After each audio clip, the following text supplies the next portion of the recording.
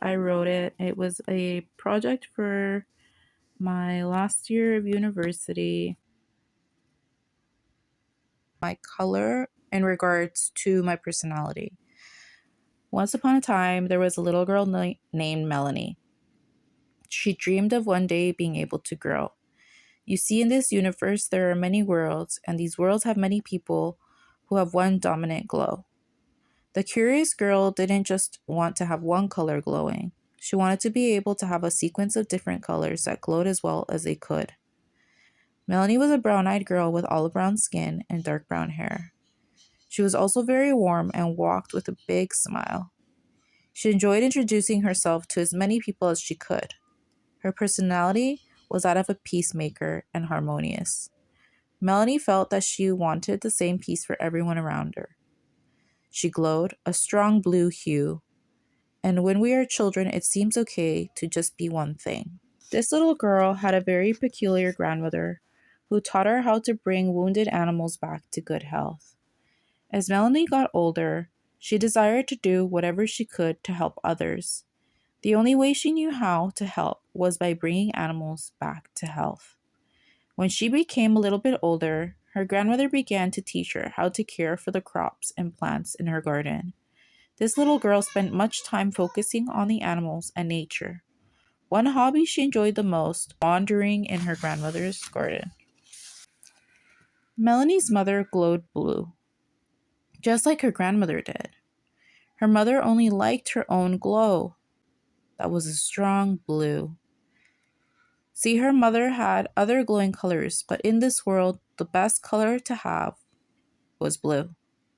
Her mother would say, "My dear, please focus on your childhood. You don't need to get involved in the adult conversation. Live your age and please enjoy."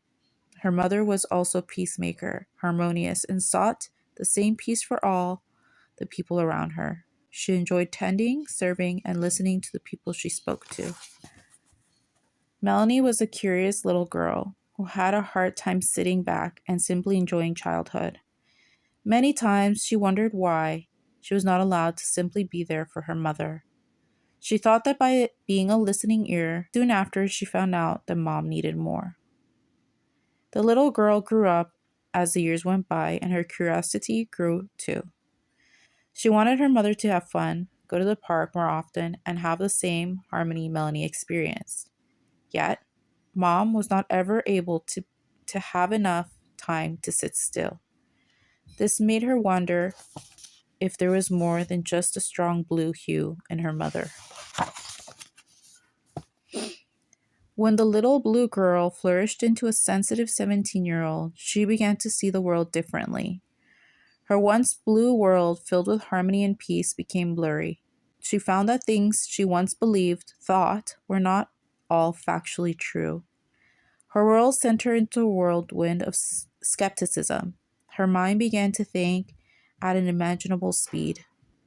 Curiosity became her default path of choice.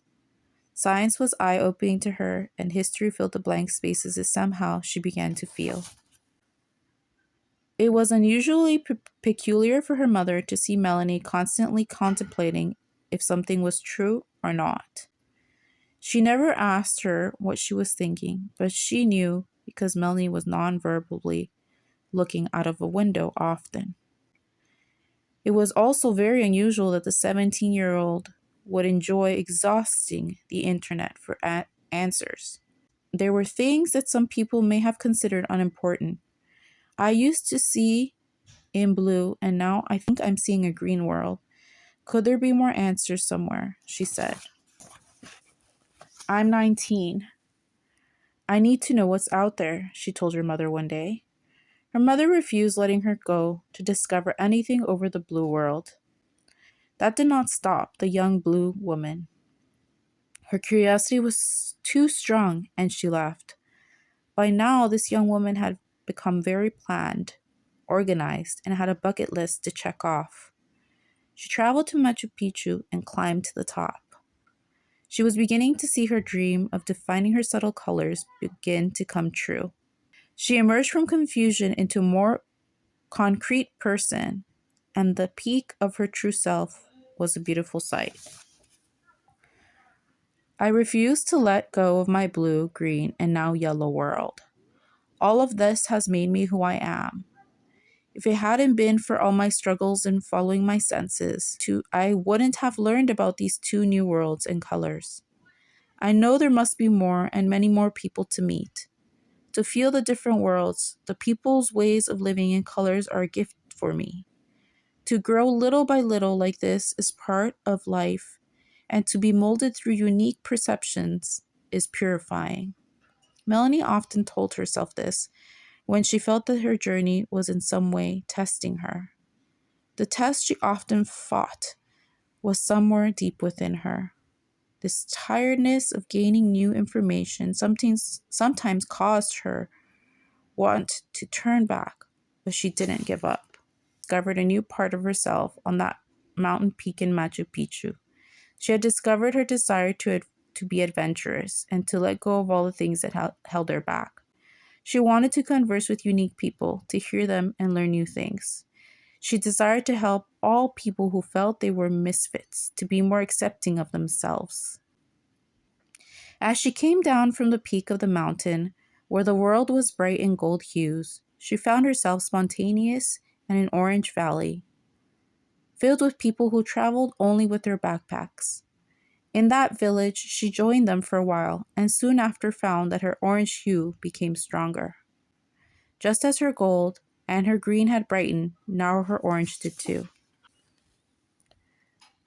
Many asked her, "Where did your blue world go, and why has that hue gone down?" The green people of the green world would tell her why she shouldn't leave green world, and the yellow gave her a list of pros and cons as to why she fits best in one world. The orange world and its people invite her to go backpacking. They told her that there was no need to worry about anything and just leave every stress behind.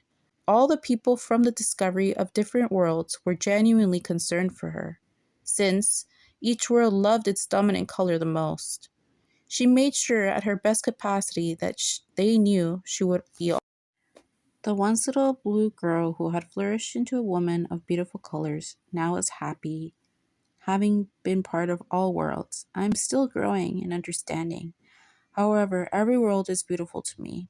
I want to be part of all of them and join you all. I thank you all for all the options, but I still have so much to learn. For now, I will gladly visit all your worlds. I won't make a permanent home yet. I'm immersed into a sequence of colors, and I'm the happiest I've been. She has kept to her word and visits each world as much as she can. My perception has changed. My world is not made alone. It is made by me and all of you. It is more about all of you than me. Every time I visit, if you could promise me something, will you all hopefully let me be part of your worlds and you can teach me your ways? This way, it is more about you than me. Ooh, people are made of whole colors and we all have a dominant color. If we manage to work on the other color of our rainbow, we may be able to be a better listener. We might learn something new and both people groups can become healthier. We also encourage by validating people's feelings and acknowledging them. If we can improve our perception, emotions, communication form, verbal or nonverbal, and differences in personality, then we could have more effective communicative relationships. And here are all the credits that I put.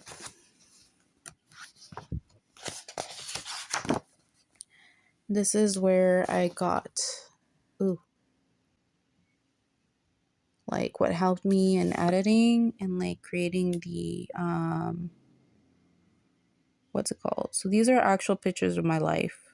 And then I put them through different app